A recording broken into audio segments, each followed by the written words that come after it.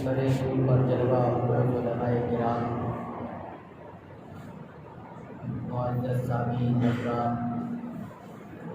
السلام علیکم ورحمۃ اللہ وبرکاتہ۔ وعلیکم السلام ورحمۃ اللہ وبرکاتہ۔ نحمدہ ونصلی علی رسولہ الکریم، اما بعد، اعوذ باللہ من الشیطان الرجیم، بسم اللہ الرحمن الرحیم۔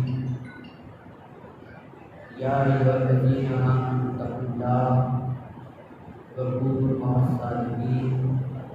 صدق اللہ العلی العظیم وصدق رسولہ النبی الکریم، ونحن علی ذلک لمن الشاہدین والشاکرین والحمد للہ رب العالمین۔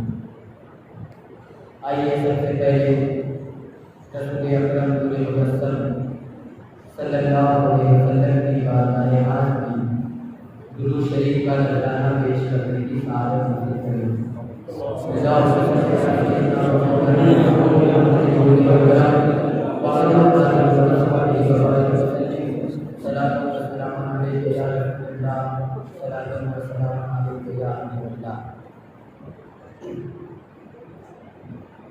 کی آواز کی بجائے اور سوجان شہر سوجن شہر میں شاید نوجوان زیادہ بچے ہیں۔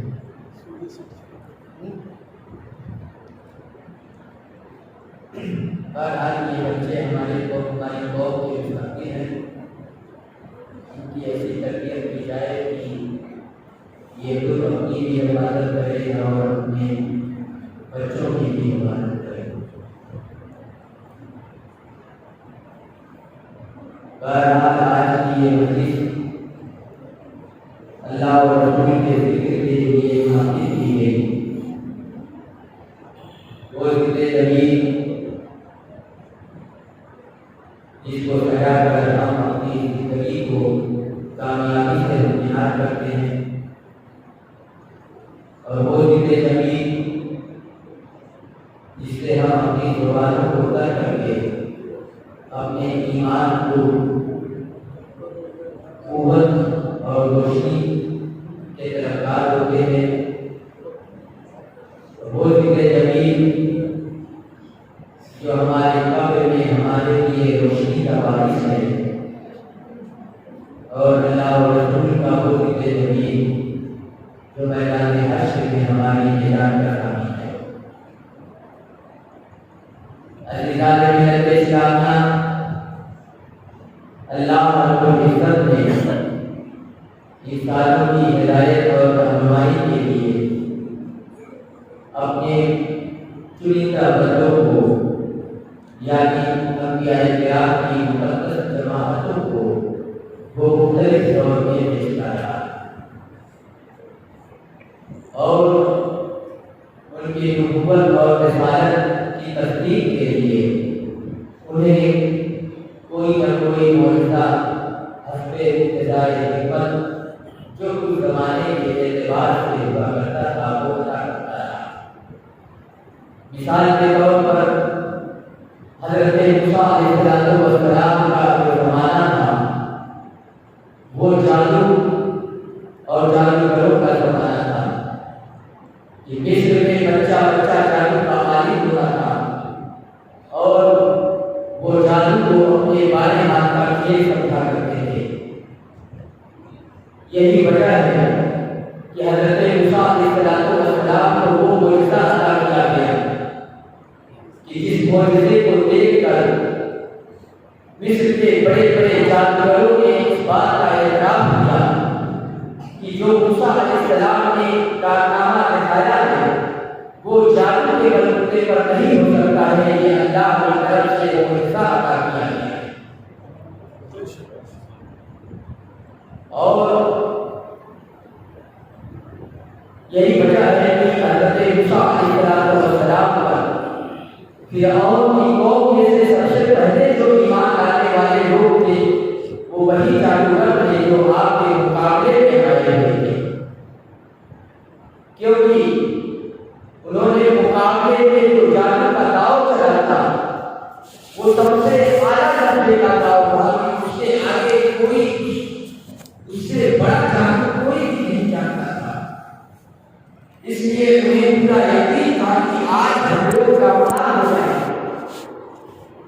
ذرا سوچیے کہ 7,000 جادوگروں کا لشکر ایک طرف ہے اور حضرت موسیٰ علیہ السلام اس میدان میں کھڑے کرنا ایک طرف ہے۔ ان 7,000 جادوگروں نے ایک لاٹھیاں اور ایک رسیاں، ایک لاٹھی اور ایک رسی اپنی طرف سے پھینک دیا۔ دیکھتے ہی دیکھتے کم سے کم میدان میں کم سے کم 1,20,000 سانپ لہرانے لگے۔ ایسا لگتا تھا کہ یہ سانپوں کا جزیرہ ہے اور یہ سانپوں کا سمندر ہے جو موجے مارتا ہے۔ اس وقت حضرت موسیٰ علیہ السلام کو اللہ نے حکم دیا کہ آپ اپنے عصا کو میدان میں ڈال دیجیے۔ جیسے ہی حضرت موسیٰ علیہ السلام نے وہ عصا ڈالا تو سارے جادوگروں کے کرتوت جو بھی تھے وہ سب حضرت موسیٰ علیہ السلام کا وہ عصا اژدہا بن کر سب کو نگلتا چلا گیا اور سب سانپ اس نے اپنے پیٹ میں لے لیا۔ پھر یہ سارے سانپ ختم ہو گئے تو حضرت موسیٰ علیہ السلام نے وہ عصا اپنے ہاتھ میں پکڑا تو وہ عصا جو اژدہا بن چکا تھا وہ اپنی اصلی حالت میں عصا کی طرح ہو گیا۔ جادوگروں نے سوچ لیا اور یہ جان لیا کہ جو داؤ ہم نے چلا تھا پورے مصر میں اس سے اعلیٰ داؤ اور اس سے بڑا داؤ چال چلنے کا کوئی بھی عالم نہیں ہے جو حضرت موسیٰ علیہ السلام کے کارنامات جانتا ہے۔ بھائی ویڈیو بند کرو، اللہ کا کرنا ہے۔ کیوں اپنے آپ کو بھی ثواب سے محروم کرتے اور ہمیں بھی ثواب سے محروم کرتے ہیں۔ جادوگروں نے یہ سمجھ لیا کہ جو داؤ حضرت موسیٰ علیہ السلام نے چلے اور جو کارنامہ انہوں نے دکھایا ہے یہ کسی جادو کا اثر نہیں ہے، یہ جادو کا علم نہیں ہے، بلکہ یہ وہ عظیم معجزہ ہے جو ان کے رب نے انہیں عطا کیا تھا اور اسی وجہ سے آج وہ کامیاب ہوئے۔ اور سارے جادوگروں نے سجدے میں گر کر اللہ کا شکر ادا کیا اور سب حضرت موسیٰ علیہ السلام کے اوپر ایمان لے گئے۔ اسی طریقے سے جب حضرت عیسیٰ علیہ السلام کو اللہ تبارک و تعالیٰ نے اس دنیا میں مبعوث فرمایا تو وہ دور طب کا طب اور حکمت سے، دوا اور علاج سے ایسے ایسے مریضوں کو شفا دے دیا جاتا تھا کہ وہ ایسے مریض جو جن کا مرض حل ہوتا تھا اور اس کا علاج نہیں ہوتا تھا لیکن وہ لوگ طب سے اسے شفا دیتے تھے۔ وہ زمانہ طب کا تھا، حکمت کا تھا، تو اللہ تبارک و تعالیٰ نے اپنے پیارے نبی حضرت عیسیٰ علیہ السلام کو وہ علم وہ معجزہ عطا کیا کہ آپ مادرزاد اچھے تھے، آنکھوں پر اگر ہاتھ پھیر دیتے تھے تو اسے بینائی آتی اور اسی طریقے سے اور جزام والے اور برف والے کے ہاتھ جسم پر اپنا دست شفقت پھیر دیا کرتے تھے تو اسے شفا دیتا۔ تو حضرت عیسیٰ علیہ السلام کے زمانے کے لوگوں نے یہ سمجھ لیا کہ مادرزاد اندھے کو بینائی عطا کرنا یہ کسی دل کا کام نہیں ہے، یہ وہ عظیم معجزہ ہے جو اللہ نے اپنے پیارے رسول حضرت عیسیٰ علیہ السلام۔ اسی طریقے سے جب میرے آقا صلی اللہ علیہ وسلم اس خاکدار زمین پر تشریف فرما ہوئے تو وہ زمانہ فصاحت و بلاغت کا تھا۔ عرب والے اپنی فصاحت و بلاغت کے آگے پوری دنیا والوں کو گنگا سمجھتے تھے، اسی لیے ان کو عجمی کہا کرتے تھے۔ عجمی کا معنی ہوتا ہے گنگا، کہ جو زبان سے کچھ بول نہیں سکتا۔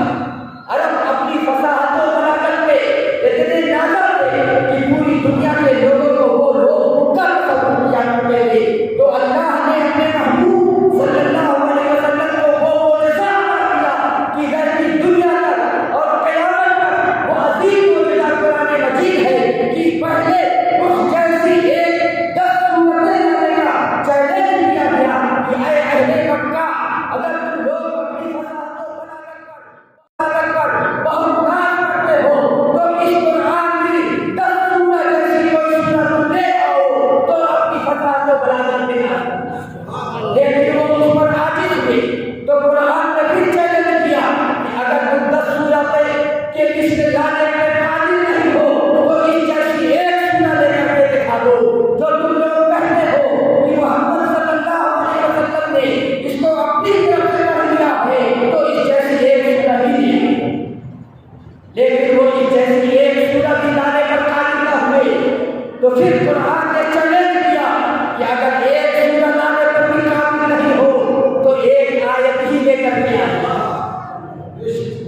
لیکن حال یہ تھا کہ تیرے آگے یوں ہے دبے لچے، تیرے آگے یوں ہے دبے لچے، خدا عرب کے بڑے بڑے، کوئی جانے زبان، کوئی جانے منہ میں زبان، بلکہ جسم میں جان۔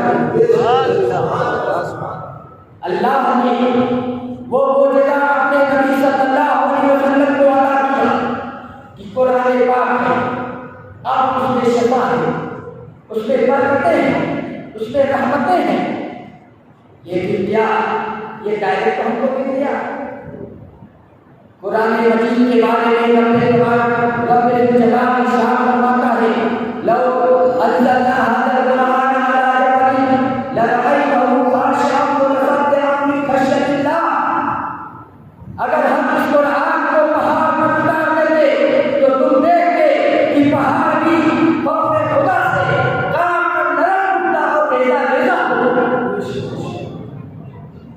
معلوم کیا ہوا کہ پہاڑ اتنا مضبوط ہوتا ہے کہ اس میں اگر ہتھوڑا مارے تو اس میں ایک چیز بھی نہ اٹھے، لیکن قرآن کا بوجھ اتنا عظیم ہے کہ اس پہاڑ میں بھی اگر اتار دیا جائے تو وہ پہاڑ سونا بن جائے اور بالکل ریت میں اڑ جائے۔ لیکن جب وہی قرآن میرے آقا صلی اللہ علیہ وسلم پر اترا ہے تو اب میرے آقا صلی اللہ علیہ وسلم کی قوتیں برداشت کہ جہاں پہاڑ کی قوتیں برداشت ختم ہوتی ہے وہاں سے میرے آقا کی قوتیں برداشت شروع ہوتی ہے۔ اب وہی قرآن رحمت للعالمین کے واسطے سے ملا ہے تو اب ہم پڑھتے ہیں تو نہ ہم تھکتے ہیں، نہ ہم ریزہ ریزہ ہوتے ہیں، نہ ہمارے بچے ریزہ ہوتے ہیں، نہ بوڑھے ریزہ ہوتے ہیں، نہ جوان ہوتے ہیں، بلکہ یہاں تک ہے کہ میرے بچے اپنی ماں کے پیٹ میں بھی قرآن کو لاتے ہیں۔ یہ سب اس کی برکت ہے، یہ رحمت للعالمین کے ایک رحمت کی نشانی ہے۔ میرے آقا کو اللہ نے رحمت للعالمین بنا کر بھیجا ہے تو یہ رحمت کا یہ صلہ ہے، رحمت للعالمین کا صلہ ہے کہ اب اس قرآن کو پڑھتے ہیں تو اب اس قرآن کو پڑھنے سے کوئی ریزہ نہیں ہوتا ہے، بلکہ کوئی بیمار پڑھ لے تو وہ شفا پایا کرتا ہے، کوئی بدنظام پڑھ لے تو ان کو خوش مزاج ہو جایا کرتا ہے، اور اسی طریقے سے کوئی اس طریقے سے بدچلک قسم کے لوگ پڑھ لے تو وہ بھی راہ راست پر آ جائے گا۔ یہ قرآن کا عجیب عظیم معجزہ ہے۔ اللہ تبارک و تعالیٰ نے اس کے علاوہ بھی بہت سارے معجزات اپنے حبیب صلی اللہ علیہ وسلم کو عطا کیے، اور معجزات تو اتنے کہ آپ اور ہم اسے شمار بھی نہیں کر سکتے۔ بلکہ میں کہوں کہ ایک واقعہ معراج ہے، ایک معجزہ ہے معراج کا، اگر غور کریں گے تو اس ایک معجزہ میں سینکڑوں معجزات نظر آئے، اس ایک معجزہ میں سینکڑوں معجزات نظر آئے۔ یہ بھی اب کچھ لوگوں کو بہت یہ ہوا کہ آج رسول کریم صلی اللہ علیہ وسلم رحمت للعالمین ہے اور یہ اسلام پوری کائنات پوری دنیا کے لوگوں کے لیے ایک نظام لے کر کے آیا ہے، تو یہ بتائیے کہ آپ چور کا ہاتھ کاٹ دیتے ہیں، یہ کہاں سے اس کے اوپر رحمت ہوئی؟ یہ تو اس کے اوپر آپ نے ظلم کر دیا کہ چور کا ہاتھ کاٹ دیا جاتا ہے۔ اسلام میں چور کی سزا یہی ہے کہ اس کا ہاتھ کاٹ دیا جائے۔ لیکن غور کریں تو جو لوگ یہ اعتراض کر رہے ہیں وہ بالکل بے جا اعتراض کر رہے ہیں۔ حقیقت یہ ہے کہ چور کا ہاتھ کاٹ کر اسلام نے اس کے اوپر احسان کیا ہے اور یہ رحمت للعالمین کی جگہ بری ہے۔ دنیا کا قانون دیکھیے، چور کا ہاتھ نہیں کاٹا جاتا ہے۔ ایک چور نے پاٹی ماری کسی کی، مسجد کے باہر ایک چپل کی چوری کر دی، اس چور کا اگر اس کی رپورٹ کرائی جاتی ہے، فریاد کرایا جاتا ہے تو کیا ہوتا ہے؟ ایک ہفتے کے لیے سلاخوں کے پیچھے نہ کیا جاتا ہے، ایک ہفتے کے لیے سلاخوں کے پیچھے ڈال دیا جاتا ہے، لیکن وہاں پہ اپنے گروہوں سے ملاقات ہوتی ہے، اپنے سے بڑے بڑے چوروں سے اس کی ملاقات ہوتی ہے، وہاں پہ اب اور فن سیکھتا ہے، توبہ کرنے کے بجائے اب وہ اور فن میں مہارت حاصل کرتا ہے،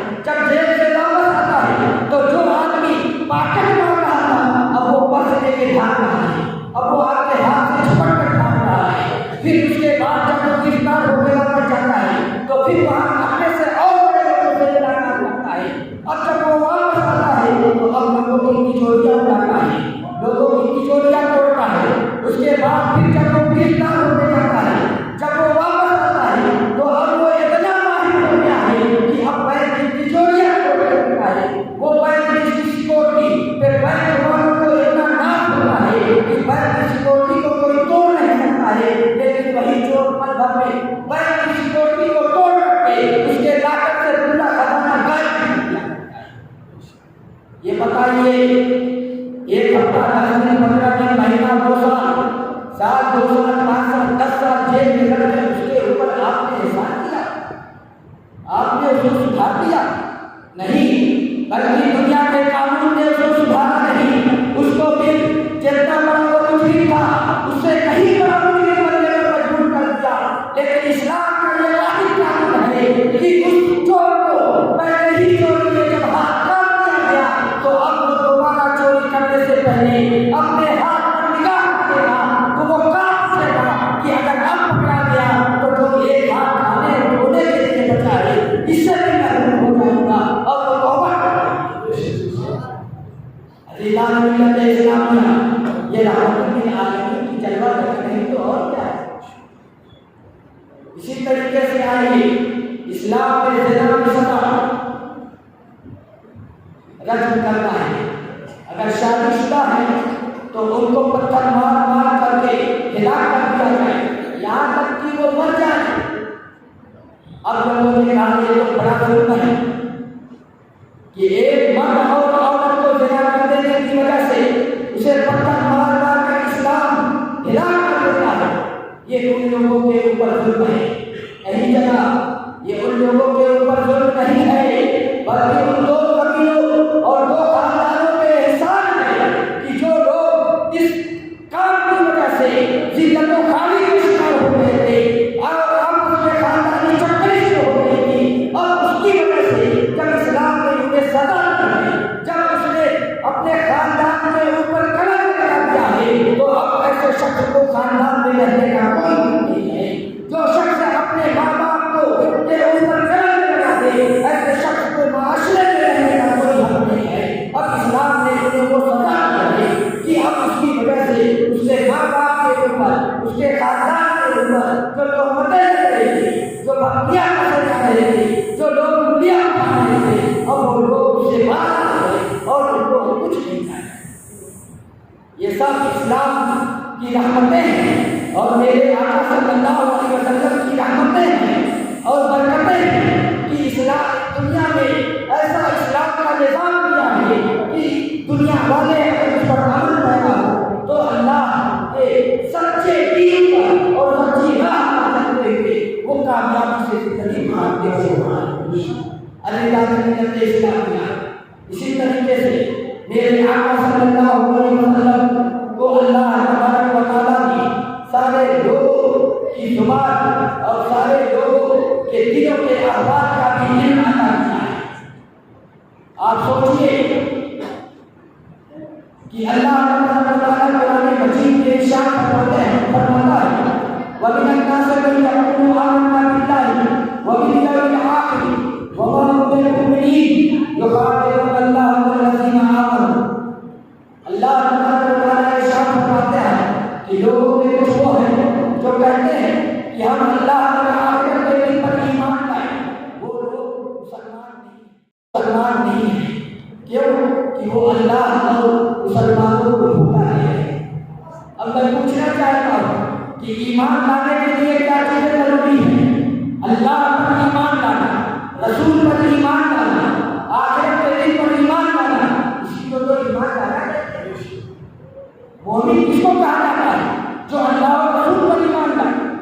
اور وہ لوگ یہ دعویٰ کر رہے ہیں کہ ہم ایمان لائے اللہ اور آخرت کے دن پر، لیکن اللہ فرماتا ہے یہ لوگ مومن نہیں ہیں، یہ لوگ مسلمان نہیں ہیں۔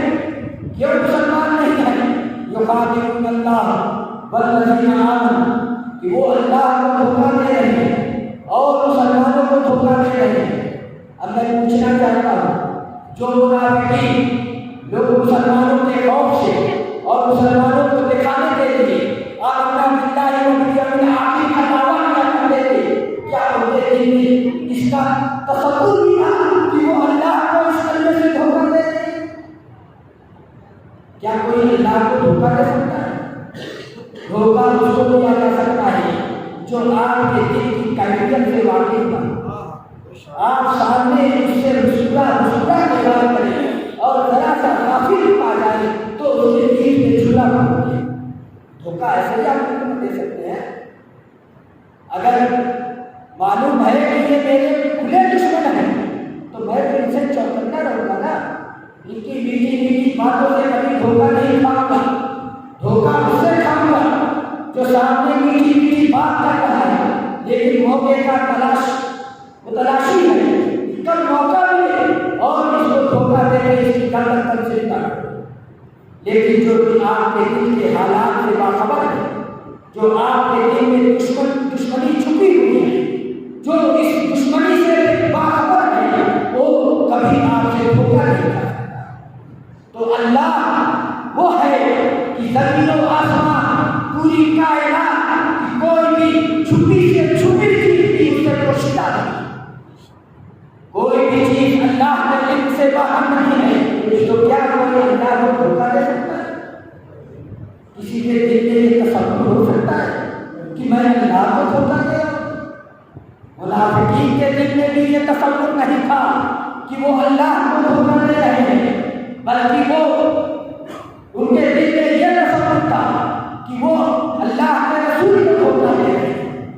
تو ہونا یہ چاہیے گا کہ اللہ ارشاد فرماتا ہے یخادعون رسول اللہ والذین آمنوا، یہ اللہ کے رسول کو دھوکہ دے رہے ہیں اور ایمان والوں کو دھوکہ دے رہے ہیں۔ اور حقیقت بھی یہی، منافقین اللہ کو نہیں دھوکہ دے رہے تھے، وہ رسول اللہ کو دھوکہ دینا چاہتے ہیں، ایمان والوں کو دھوکہ دینا چاہتے ہیں۔ لیکن اللہ نے اپنے محبوب کے احوال اور اپنے محبوب کا معاملہ اپنا معاملہ ہے کہ اللہ نے فرما دیا کہ میرے محبوب کو دھوکہ دینا در حقیقت یہ مجھے دھوکہ دینا ہے، کہ جو رسول اللہ کو دھوکہ دینا چاہتا ہے در حقیقت وہ اللہ کو دھوکہ دینا چاہتا ہے۔ اور یہ بھی معلوم ہو گیا کہ جیسے اللہ سب کے دلوں کے حالات پر واقف ہے اور سب کے دل کے اعمال کا علم ہے، اس کو سب کچھ ہو جاتا ہے، تو اللہ نے اپنے حبیب صلی اللہ علیہ وسلم کو سارے لوگوں کے دل کے حالات سے آگاہ کیا کہ جیسے اللہ کو دھوکہ دینا محال، اسی طریقے سے رسول اللہ کو بھی دھوکہ دینا محال۔ اللہ نے اپنے محبوب کے معاملات کو اپنا معاملہ، اور یہ صرف ایک جگہ نہیں ہے، قرآن اٹھا کر دیکھیے بہت ایسی جگہ ملے گی جہاں پہ اللہ نے اپنے محبوب کا معاملہ اپنا رکھا ہے۔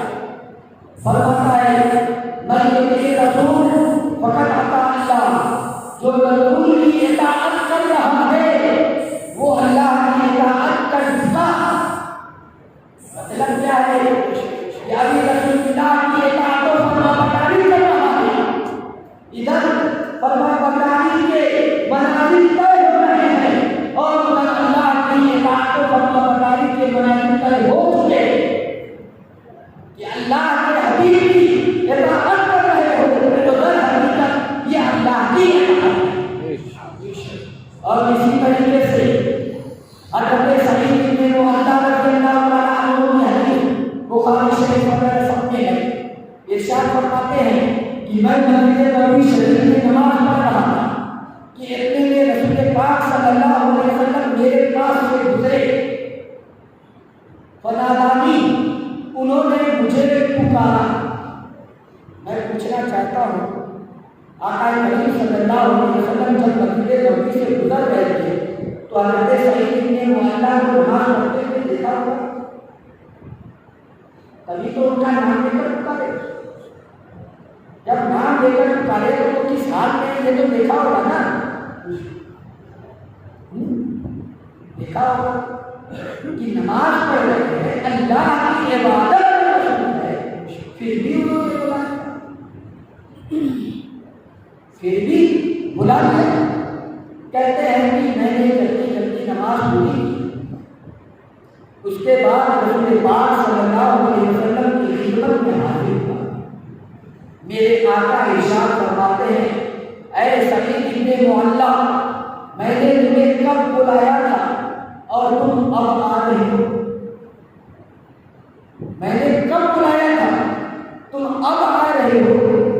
عرض کرتے ہیں یا رسول اللہ صلی اللہ علیہ وسلم میں نماز پڑھ رہا ہوں۔ یہ عذر معقول ہے یا غیر معقول ہے؟ اگر آپ کے ماں باپ آپ کو پکارے بیٹا ادھر آؤ، آپ کو جانے کی تاخیر ہوئی اور انہوں نے پوچھا تم کہاں پہ؟ چاہتا نالائق کہیں گے تم کو کیا بول رہے ہو؟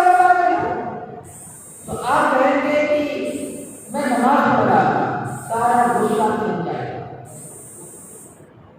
اب کوئی ایک لفظ نہیں بولے گا، چاہے استاد نے بلایا، چاہے پیر نے بلایا، کسی نے نہیں بلایا۔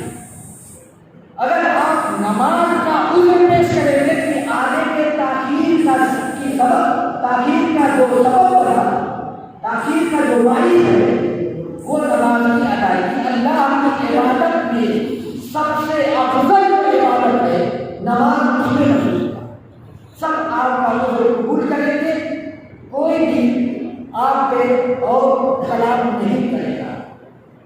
لیکن میرے آقا صلی اللہ علیہ وسلم ارشاد فرماتے ہیں الم یقل اللہ عز وجل یا ایھا الذین آمنوا استجیبوا للہ وللرسول اذا دعاکم، اے سعید بن معلّہ، کیا اللہ رب العزت نے قرآن حکیم میں یہ ارشاد نہیں فرمایا اے ایمان والو جلدی رکھو اللہ اور اس کے رسول کی طرف جب وہ تمہیں پکارے، یا ایھا الذین آمنوا استجیبوا للہ وللرسول، یہاں پہ للہ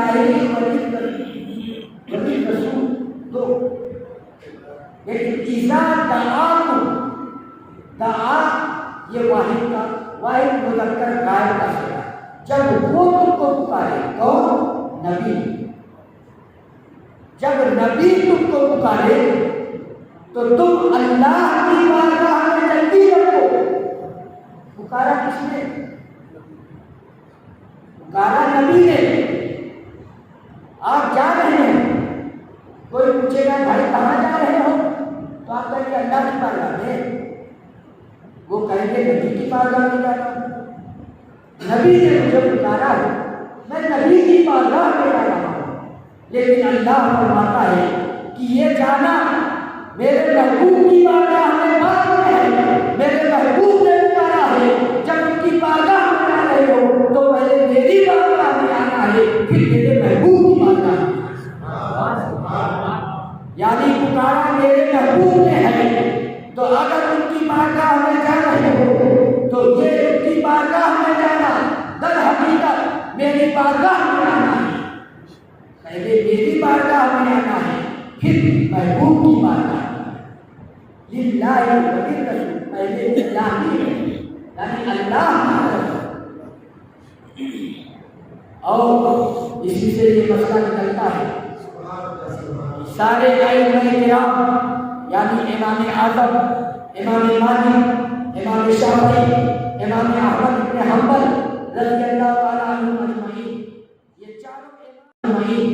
یہ چاروں امام اس بات پر متفق ہیں کہ اگر نماز کی حالت میں کوئی ہو اور نبی کریم صلی اللہ علیہ وسلم اس کو پکار دے تو اس کے اوپر واجب ہے کہ وہ فوراً اسی حال میں وہ نبی کریم صلی اللہ علیہ وسلم کی بارگاہ میں حاضر ہو، اس پر کوئی گناہ نہیں۔ لیکن امام اعظم اور امام مالک یہاں تک فرماتے ہیں کہ جب وہ نبی کی بارگاہ سے واپس آئے تو جہاں سے نماز چھوڑ کر گیا تھا وہیں سے پڑھے، یعنی شروع سے نہیں پڑھے۔ امام اعظم یہاں تک فرماتے ہیں کہ اگر ایک سجدہ کیا اور نبی نے پکار دیا تو دوسرا سجدہ کرنے سے پہلے نبی کی بارگاہ میں جب وہاں پہ حاجت پوری ہو جائے، جب اجازت واپسی کی مل جائے تو اب آ کر دوسرا سجدہ کرے اور نماز کو مکمل کرے۔ میں پوچھنا چاہتا ہوں، نماز کی اللہ کی عبادت ہے نا، اس میں غیر کا خیال بھی نہیں ہو سکتا، اور جو غیر کی عبادت کا خیال کرنے تو مشرک ہو جائے گا۔ لیکن اب اس خالص اللہ کی عبادت میں اگر رسول پکار دے تو آپ رسول کی بارگاہ میں آئے. مطلب کیا ہوا کہ ابھی تو آپ اللہ کی عبادت میں مصروف ہیں، لیکن جب محبوب نے پکار دیا ہے تو اب چاہے عبادت کی بارگاہ میں پہنچا. اور یہ بھی معلوم ہو گیا کہ اب قبلے سے آپ ہٹ کر کے جا رہے ہیں. ظاہر سی بات ہے جب نماز پڑھ رہے تھے رسول نے پکارا تو جہاں رسول تشریف فرما ہے وہاں مڑ کر جائیں گے. قبلے سے آپ کا چہرہ ہٹے گا، آپ کا چلنا 2-3 قدم سے زیادہ ہوگا جو امر نصیب ہے، لیکن اس کے باوجود بھی نماز ٹوٹے گی، نماز باقی رہے گی. اور رسول کی بارگاہ سے فراغت کے بعد آپ کا نماز مکمل کریں. یہ کس وجہ سے ہے؟ اللہ نے اپنے محبوب کو وہ عظمت بخشی ہے کہ اللہ نے اپنے محبوب کی بارگاہ میں جانا، اپنے ہی بارگاہ میں آنا قرار دیا ہے. اسی لیے تو نماز یہ ٹوٹی ہے، چاہے اس کا رخ کدھر بھی ہو جائے لیکن وہ چاہے عبادت کی بارگاہ میں گیا ہے، وہ میراث عبادت کی بارگاہ میں گیا ہے، تو وہ آنا جانا بھی وہ اللہ کی عبادت ہی ہے اور وہ اللہ کی عبادت میں ہی مانا ہے. اسی طریقے سے آئیے اور بخاری شریف کی حدیث ہے کہ بہت لوگ یہ سوچ سکتے ہیں، آج کے جو خبیث لوگ تو ایک سے ایک شوشن کرتے ہیں نا، رسول کی گستاخی کا کوئی موقع چھوڑتے نہیں ہے. نماز بھی پڑھے اگر یہ لوگ، یہ تو مسجد نبوی شریف میں بھی پہنچ گئے، وہ آگے شریف کی طرف بھی تک کر کے کھڑے ہوئے سیکورٹی والے جو حج کرنے گئے ہوتے وہ خوب دیکھو سیکورٹی والے کیسے وہ آگے شریف کی طرف بھی کرنے کھڑے ہوتے شک شک شک کعبہ ادھر کعبہ ادھر کعبہ ادھر کرتے. لیکن آج یہ سیدنا صدیق اکبر رضی اللہ تعالیٰ عنہ کی بارگاہ آپ ہمیں کیا بتاتے ہیں؟ حضرت سہل بن سعد ساعدی رضی اللہ تعالیٰ عنہ کی روایت ہے، فرماتے ہیں کہ ایک روز نبی اکرم صلی اللہ علیہ وسلم ظہر کی نماز پڑھا کر قباء تشریف لے گئے. قباء میں مسلمانوں کے درمیان کچھ اختلاف ہو گیا تھا، سنن والے تھے، لیکن عصر کا وقت ہو گیا اور ابھی واپس تشریف نہیں لائے.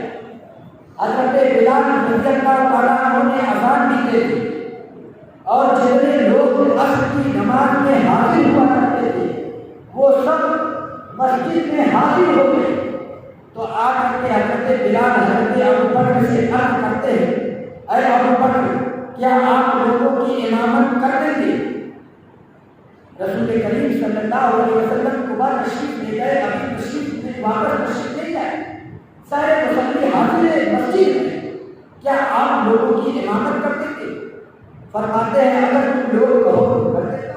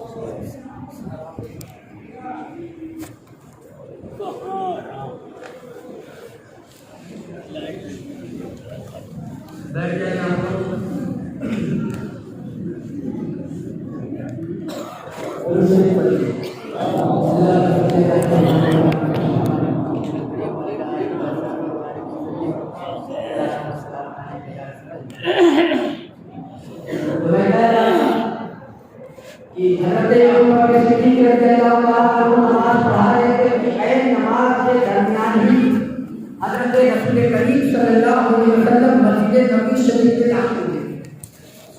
اب میں پوچھنا چاہتا ہوں کہ اگر آپ مسجد میں آئے اور جماعت ہو رہی ہے تو کہاں کھڑے ہوں گے؟ سب کے عقیل میں جہاں جگہ ملتی ہے، لیکن میرے آقا صلی اللہ علیہ وسلم نے ایسا نہیں کیا، بلکہ آپ نے دو لوگوں کے درمیان دراز میں جگہ بنائی اور آگے بڑھ گئے، یہاں تک کہ آپ پہلی سب سے ایک کنارے کھڑے ہوئے۔ یہ ایسا کیوں کیا؟ یہ اس لیے کہ یہ اللہ کے نبی ہیں، کوئی نماز کا بہانہ کر کے بھی نبی کی طرف پیٹھ نہیں کر سکتا ہے کہ اس میں نبی کی توہین ہے کہ کوئی نبی کی طرف پیٹھ کرے۔ تو اب اے نماز کی حالت میں بھی جو اللہ کی عبادت ہے، لیکن اس میں بھی نبی کی تعظیم مقدم رکھی جائے گی اور نبی کی تعظیم پر عمل کیا جائے گا۔ ایسا نہیں ہے کہ آپ نماز کی حالت میں ہوں تو اب یہ سوچ لیں کہ ہم تو اللہ کی عبادت کر رہے ہیں، اگر نبی کی طرف پیٹھ ہو گئی تو ہم معذور ہیں۔ نہیں، شرع نے اس کو معذور نہیں مانا ہے، بلکہ وہ گستاخ مانا جائے گا اور وہ گستاخ نبی کا مرتکب، گستاخی کا مرتکب مانا جائے گا اور اسے اس کی سزا دی۔ اللہ نے اپنے محبوب کو وہ عظمت بخشی ہے، ہم اور شما محبوب کی عظمت کو کیا سمجھ سکتے؟ محبوب کی عزت اور ان کی عظمت تک رسائی ہماری کیا ہو؟ میرے آقا صلی اللہ علیہ وسلم حضرت سیدنا ابوبکر صدیق رضی اللہ تعالیٰ عنہ سے ارشاد فرماتے ہیں، اے ابوبکر، میری حقیقت کو میرے رب کے سوا کوئی نہیں بیان کر سکتا۔ جس کی ترجمانی حضرت امام احمد رضا اعلیٰ حضرت رضی اللہ تعالیٰ عنہ نے اس طرح سے، یہی بول سدرا والے چمنے جہاں کے تھالے، یہی بول سدرا والے چمنے جہاں کے تھالے، سبھی میں نے چھان ڈالے، تیرے پائے گا نہ پایا، تجھے یک بنایا، تجھے حمد ہے بنایا۔ وآخر دعوانا الحمدللہ رب العالمین۔ السلام علیکم ورحمۃ اللہ۔